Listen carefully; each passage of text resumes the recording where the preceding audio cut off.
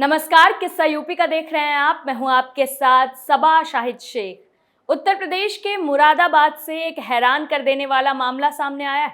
BJP नेता अजीम कुरैशी कट्टरपंथी लोगों के निशाने पर है क्योंकि उन्होंने कांवड़ियों की सेवा की थी। हालांकि अब भी वो कट्टरपंथी उन्हें परेशान कर रहे हैं, जबकि उन्होंने कांवड़ यात्रियों की सेवा करने के लिए माफी तक मांग ली है।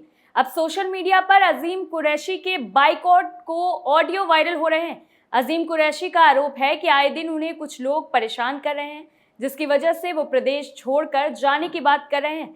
अब उन्होंने सीएम योगी आदित्यनाथ से भी मदद की गुहार लगाई। इसी पर चर्चा के लिए हमारे साथ मौजूद हैं कैपिटल टीवी के एग्जीक्यूटिव एडिटर राजीव जी।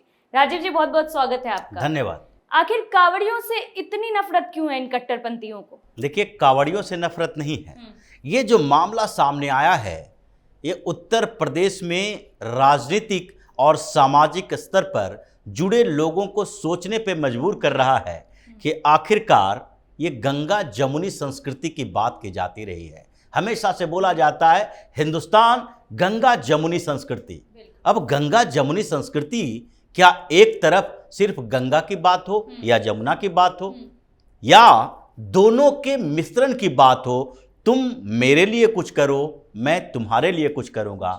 अगर हम तुम्हारे धर्म के खिलाफ कुछ नहीं कर रहे, तुम्हारे धार्मिक त्योहारों में शामिल हो रहे, तुम्हारे साथ मेल जोल बनाने की कोशिश कर रहे हैं और कर भी रहे हैं, और तुम अगर एक तरफा हमारे ऊपर टारगेट करोगे, जो थोड़े बहुत वैसे लोग हैं जो कि समानता समरसता की बात करते हैं, उनको भी टारगेट करोगे, तो सोचना पड़ेगा कि वास्तव में ये गंगा जमुनी संस्कृति की अवधारणा कहां से आई और किसके लिए आई। एक तो एक राजनीतिक मामला है कि भारतीय जनता पार्टी से जुड़ा हुआ अजीम कुरैशी, ये भारतीय जनता पार्टी से जुड़े होने के कारण अगर पॉलिटिकल कंपल्सन हो, राजनीतिक तौर पर उनको कुछ मजबूरियां भी हो, तो भी कम से कम वहां के मुसलमानों को यह सोचना चाहिए कि कांवड़ यात्रा के दौरान अगर उसने कांवड़ियों की सेवा कर ली तो कौन सा अपराध हो गया धार्मिक तौर पर? क्या इस्लाम में कहीं भी यह लिखा हुआ है कि दूसरे धर्म के त्योहार, पर्व या किसी भी स्तर पर किसी भी परेशानियों में किसी की मदद करना अपराध है, अधार्मिक है? इसे धर्म से जोड़कर भी देखा जाए तो भी क्या इस्लाम में यह अवधारणा है? ये बातें होती है इसलिए क्योंकि जहां पूरी तरीके से इस्लाम है वहां पर दूसरे को मौका नहीं मिलता। अब अरब में जो वहां के मुसलमान हैं, उन्हें जरूरत ही महसूस नहीं होगी कि कोई वहां हिंदू पर्व त्योहार मनाए जिसमें उसकी मदद की उसे जरूरत हो। लेकिन हम अरब की बात नहीं करते हैं, हम यूरोप की बात नहीं कर रहे हैं, हम हिंदुस्तान की बात कर रहे हैं, जहां की संस्कृति के बारे में ये बार बार कहा गया कि यहां तो गंगा जमुनी संस्कृति है। तो ये मामला तो यही दिखाता है कि गंगा जमुनी संस्कृति जो अवधारणा बताने वाले थे, उनके मकसद क्या था। क्योंकि यहां पर अगर पॉलिटिशियन की बात करें, जो राजनेता हैं, जो अपने आप को सेकुलर कहते हैं, क्या अजीम कुरैशी के साथ खड़े हैं? ये सेकुलर नेता जितने हैं, मुलायम सिंह यादव का पूरा परिवार, अखिलेश यादव भी इफ्तार की पार्टियों में टोपी लगाकर चले जाते हैं। मजारों पर जितने मुसलमान जाते हैं उससे ज्यादा हिंदू जाते हैं। हिंदुस्तान के अंदर यह परंपरा है और ये भ्रम की स्थिति भी हो सकती है, लेकिन भ्रमित लोग भी कम से कम मजारों पर उससे ज्यादा लोग जाते हैं।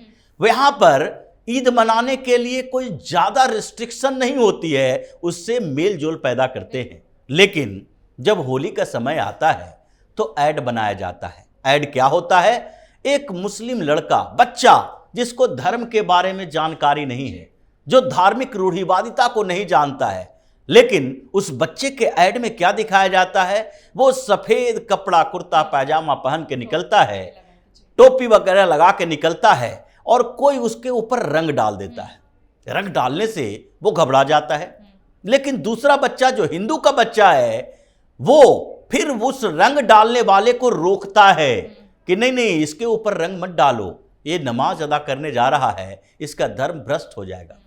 आखिरकार ये कौन सी परंपरा है कि 8-10 साल के बच्चे का ऐड बनाते हो जिसको धर्म का इतना ज्ञान भी नहीं है और होना भी नहीं चाहिए? अगर आधुनिक संसार, आधुनिक तरीकों की बात देखा जाए तो धर्म के मामलों में जानकारी देने के लिए एक उम्र सीमा निर्धारित की जानी चाहिए।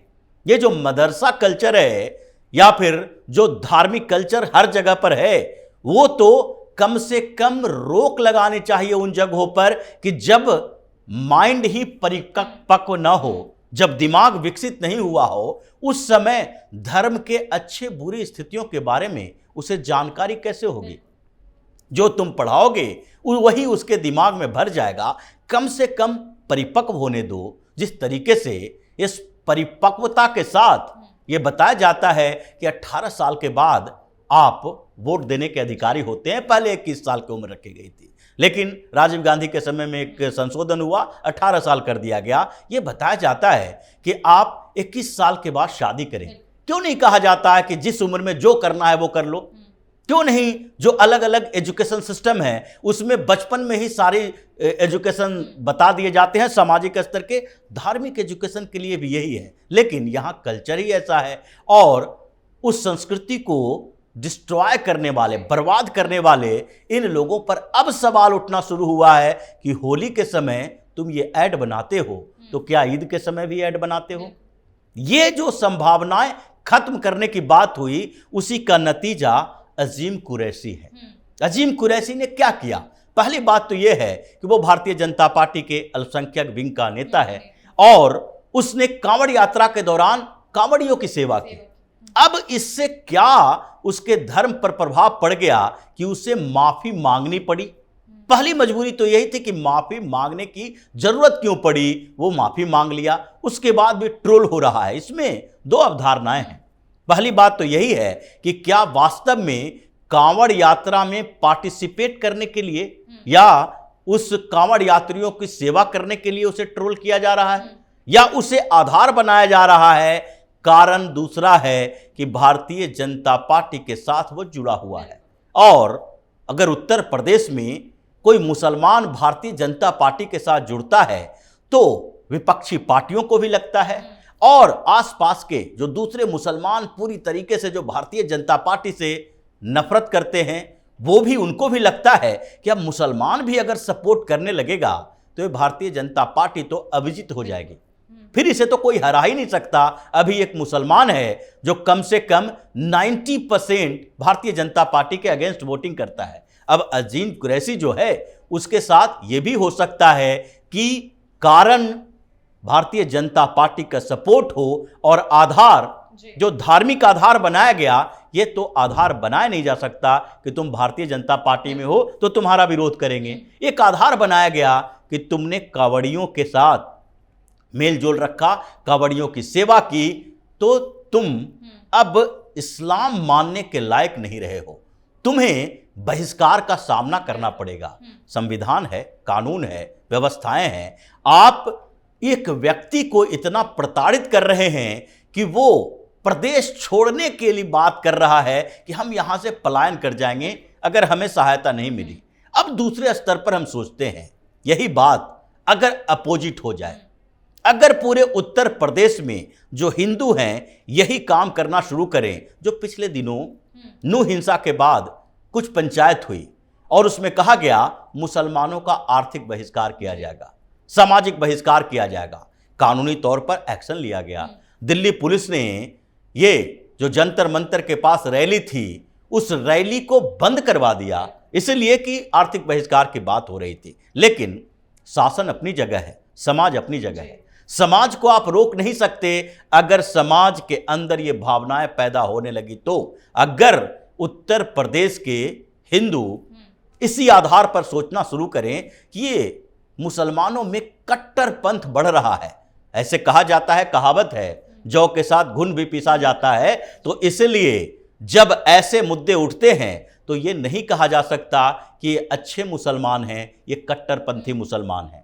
ये जिम्मेदारी उन अच्छे मुसलमानों की है जो इन कट्टरपंथियों को समझाएं कि अजीम कुरैशी एक व्यक्ति नहीं है बल्कि एक विचार है जो मुसलमान होते भारतीय जनता पार्टी के साथ जुड़ा, एक विचार है जो मुसलमान होते हुए कांवड़ियों की सेवा किया। तुम उस विचार के विरोध में हो और यही विचार के विरोध में अगर हिंदू आ गए और पूरे उत्तर प्रदेश में ये आग लगी तो फिर वहां के मुसलमानों का क्या होगा? क्या वहां के मुसलमान फिर पूरे हिंदुओं के विरोध के बावजूद पलायन नहीं कर पाएंगे? क्या वहां रहने के लायक रहेंगे? जैसे अजीम कुरैशी जो है वो पलायन करने की बात सोच रहा है, उसी तरह की स्थिति पूरे मुसलमानों के लिए भी पैदा हो सकती है। म्यांमार में जो हुआ, म्यांमार में जो मुसलमानों का विरोध हुआ और विरोध धीरे धीरे हिंसात्मक हो गया। सारे मुसलमान जो रोहिंग्या मुसलमान कहे जाते हैं, ये जो देश के अलग अलग कोने में, उसके बाद बांग्लादेश में, अलग अलग मुस्लिम देशों में शरणार्थी बने हुए हैं। इसके साथ क्या हुआ? म्यांमार में बौद्धों ने, जो सबसे शांति प्रिय माने जाते हैं, उन लोगों ने इन मुसलमानों के खिलाफ हंगामा शुरू किया, विद्रोह किया, फिर हिंसात्मक विद्रोह हो गया। सेना उसमें शामिल हो गई क्योंकि कुछ मुसलमानों ने हथियार उठाए और सेना पर हमला किया, एक गांव पर हमला किया। शांति भंग हुई और व्यवस्थाएं ऐसी बदली कि वहां के रोहिंग्या मुसलमान आज भी पूरे दुनिया में शरणार्थी बने हुए हैं। अब हिंदुस्तान की बात है, उत्तर प्रदेश जैसे राज्य की बात है, जहां पर ऐसे ही हिंदू मुसलमान का तनाव राजनीतिक रूप से भी पैदा होता है।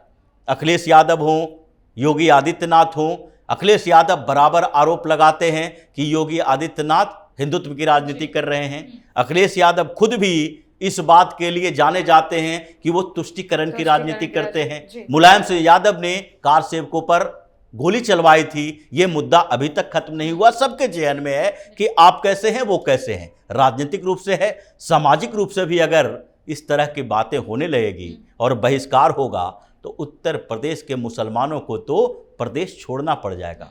इसीलिए ऐसे मामले जो आते हैं उसमें मुस्लिम वर्ग को ही, इन लोगों को ही सामने आना चाहिए। और जैसे ही कुरैशी ने ये बात कही, वैसे ही हजारों मुसलमानों को सामने आकर मुरादाबाद में प्रदर्शन करना चाहिए कि कोई भी इसे तंग नहीं करेगा, परेशान नहीं करेगा। क्योंकि जब इसे योगी आदित्यनाथ से गुहार लगाने की जरूरत पड़ गई तो योगी के फैंस क्लब हैं, उनके समर्थक हैं और उत्तर प्रदेश में हिंदुओं का भी संगठन है। अगर उन लोगों ने इस मुद्दे को उठाया तो फिर मुरादाबाद के दूसरे मुसलमान, उत्तर प्रदेश के दूसरे मुसलमान इतने परेशान हो जाएंगे कि प्रदेश छोड़कर जाना पड़ सकता है। बिल्कुल, बहुत बहुत शुक्रिया आपका तमाम जानकारी। धन्यवाद। तो देखा आपने किस कदर इन कट्टरपंथियों को मिर्ची लग रही है। आखिर इन्हें हिंदुओं से इतनी नफरत क्यों? पहले तो ये लोग कांवड़ियों पर पत्थर बरसाते हैं, उनका अपमान करते हैं और खुद ही